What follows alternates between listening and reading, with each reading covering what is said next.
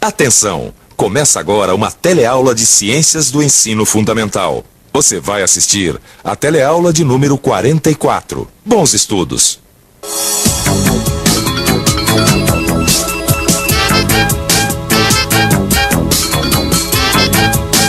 Na nossa última teleaula, vimos como funciona uma usina hidrelétrica que produz eletricidade a partir da energia de movimento da água em queda. Lembra? Nós aprendemos também como se produz energia elétrica a partir da queima de combustíveis nas usinas termoelétricas. Para aquecer a água nas caldeiras, se usa dois tipos de combustíveis, óleo diesel e carvão mineral. Só que além de energia elétrica, essas usinas produzem também muita poluição do ar. Já o problema das usinas hidroelétricas está na sua construção. Elas alagam grandes áreas de terras e florestas, provocando muitas vezes danos irrecuperáveis para a natureza. O petróleo, carvão mineral e grandes hidroelétricas são chamadas de fontes convencionais de energia. Mas existem outras formas de se conseguir energia, as fontes alternativas, assunto da nossa teleaula de hoje. Você vai ver como é que se formou o petróleo e por que os combustíveis fósseis são considerados não renováveis. Vai conhecer algumas fontes alternativas de energia e discutir as suas vantagens e desvantagens. E no final, vai entender por que é tão complicado decidir por uma determinada fonte de energia e por que é tão importante a participação de todos os cidadãos nessa decisão. Ah, eu avisei, Alberto, que o gás estava no final, que o botijão reserva tinha acabado. Tá bom, Marcinha, tá bom. Eu esqueci. Eu tô indo buscar o gás lá no depósito, você não tá vendo? Eu só tô falando isso porque sem gás eu não faço nada na cozinha. Ai, eu avisei pra ele, viu? Mas ele sempre deixa pra última hora. E você sabe que a gente usa muito fogão, né? O botijão não dura muito. Ô Maria, você já parou pra pensar que o gás do botijão, o GLP, ele vem do petróleo? E que a natureza levou centenas de anos para produzir o petróleo? Você sabe que eu nunca tinha pensado muito nisso? O gás vem do petróleo. Mas a gente já viu isso numa teleaula aqui, né? O gás de cozinha, a gasolina, o óleo diesel, enfim, todos os combustíveis fósseis. Há mais de 600 milhões de anos, aconteceu o soterramento de grandes áreas de florestas e lagos com todos seus animais e plantas. Debaixo de toneladas de terra e rochas, esse material sofreu transformações durante esse tempo todo até formar o petróleo. Todo o petróleo que existe tem origem nessa época? Tem, Maria, porque isso aí foi um processo que aconteceu em condições muito particulares, num certo período da história do nosso planeta. E não pode acontecer de novo, não? Olha, Maria, é bem pouco provável. Por isso que a gente diz que os derivados de petróleo são fontes de energia não renováveis, porque um dia eles podem acabar. Nossa, quer dizer que o petróleo, a gasolina, o gás pode acabar? Mas quando, Lineu? Olha, as previsões variam. Uns dizem que daqui a 40 anos, outros dizem que daqui a 60 anos. Agora, uma coisa é certa, em algum momento, no próximo século, o mundo vai ficar sem gás natural e sem petróleo. A importância dos combustíveis fósseis no mundo de hoje é fantástica. O fim desses combustíveis traria consequências políticas e econômicas para todo o planeta. Estima-se que de toda a energia consumida pela humanidade atualmente, cerca de 80% venha de combustíveis como o petróleo, o gás natural e o carvão mineral. Já pensou ficar sem esses combustíveis de uma hora para outra?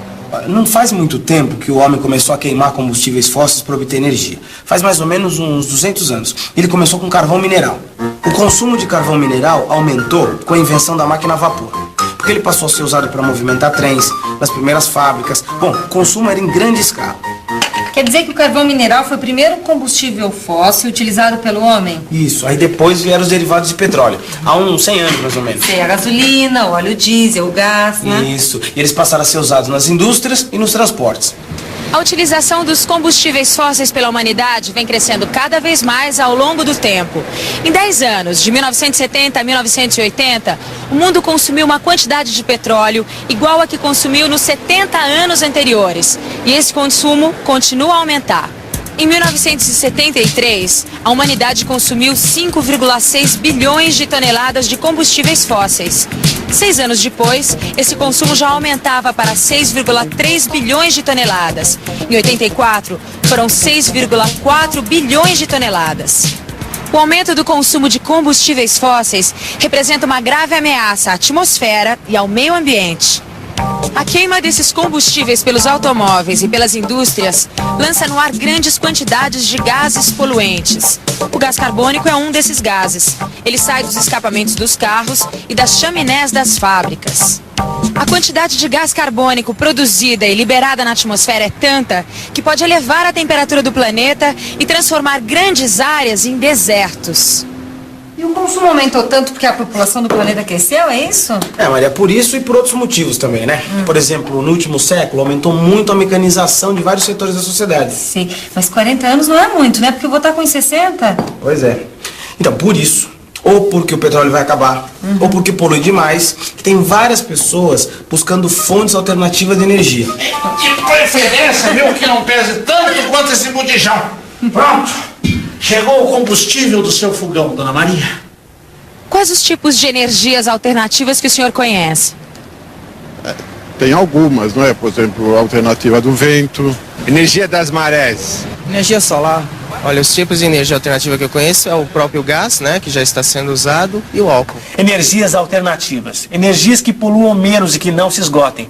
Sabe que depois da nossa última teleaula eu fiquei muito interessado nesse assunto? E fuçando aqui e ali, eu acabei encontrando essa revista aqui, ó, que mostra alguns projetos para o futuro. Tem cada ideia. Olha só. Usinas que usam energia do vento para fazer eletricidade. Tem algumas em funcionamento em Minas Gerais. Olha só essa casa toda aquecida, iluminada por energia solar. Tem até projetos de carros movidos a energia solar. Uma coisa mais interessante do que a outra. Usar o vento, o sol, pequenas quedas d'água, essas são as fontes alternativas de energia propostas atualmente. Só que na verdade são bem antigas, o homem conhece já faz tempo. A energia do vento, por exemplo, também chamada de energia eólica. O que é o nosso velho conhecido moinho de vento, hein? Vamos pensar um pouco? Vamos pensar um pouco. Moinho de vento. Vamos ver o seu funcionamento. A energia de movimento do vento faz girar as pás de uma roda que passa a realizar trabalhos. Em geral, são utilizadas para movimentar bombas d'água. Outro exemplo de uso da energia do vento são os barcos à vela. A energia do vento substitui o trabalho humano de remar. No Ceará, por exemplo, a jangada é o meio de transporte há séculos. O calor do sol, a energia solar, é outra fonte de energia que sempre foi utilizada em atividades domésticas, para secar roupa no varal, para preparar carne de sol, e é usada até hoje em indústrias mais primitivas, para secar o sal da água do mar nas salinas, por exemplo. Mas a novidade é que está sendo aproveitada para o aquecimento de água, tanto em instalações domésticas como em comerciais. Puxa, energia solar? Como é que é isso, Lineu?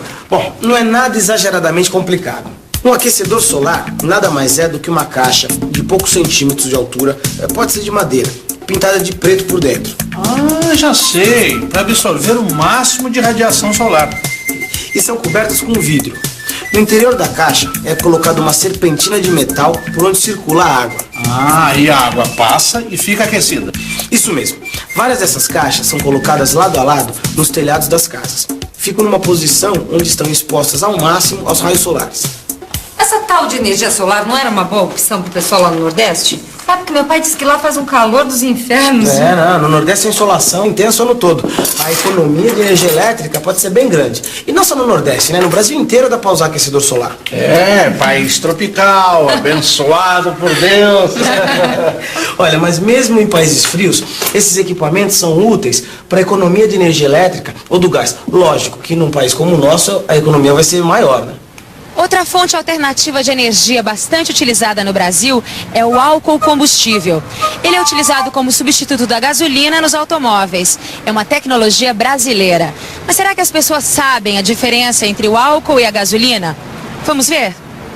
O senhor sabe a diferença entre o álcool e a gasolina? Sim.